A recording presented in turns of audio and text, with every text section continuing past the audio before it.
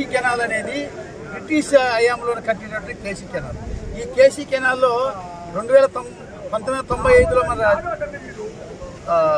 Chandrababu Naidu CM అయిన తర్వాత ఈ ఆనకట్ట ఈ కేసీ కెనాల్ అంతా బ్రీచ్ అయిపోయేది, అక్కడక్కడ తెగిపోయేది. అప్పుడు జపాన్ ఫండ్స్ తీసుకొచ్చి ఇదంతా ఆధునీకరణ చేసినటువంటి నాయకుడు ఎవరంటే మన చంద్రబాబు నాయుడు గారు. అది చేశారు. ఆ తర్వాత 2008లో ఇది గమనించిన తర్వాత రాజశేఖర్ శిలాపథకం వేసిన తర్వాత కంప్లీట్ చేయాలని చాలా సంతోషమైనాం. అయినా అది శిలాపథకం నిలబడిపోయింది. ఆ తర్వాత మన జగన్మోహన్ రెడ్డి ఇచ్చిండు. జగన్మోహన్ రెడ్డి 2019లో శిలాపథకం వేసి టెండర్ కూడా పిచ్చిండు.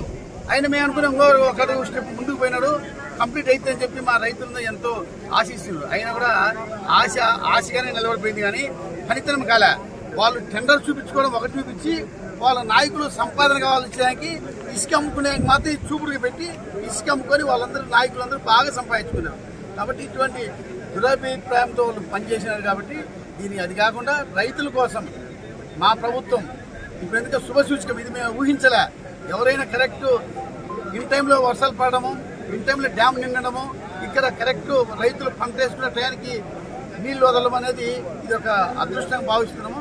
కాబట్టి మా ఆశయం కూడా ఖచ్చితంగా రాజుగారిని కట్టడానికి ప్రయత్నం చేయాలని చెప్పి మేము అనుకుంటున్నాం. మీకు తెలియదు, మాకు తెలియదు. పైన వర్షాలు పడి డ్యామ్ నీళ్ళు ఎత్తినాము.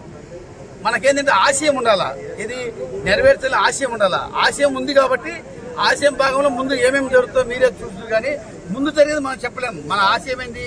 రైతులకు రాజుగారిని కట్టాలి.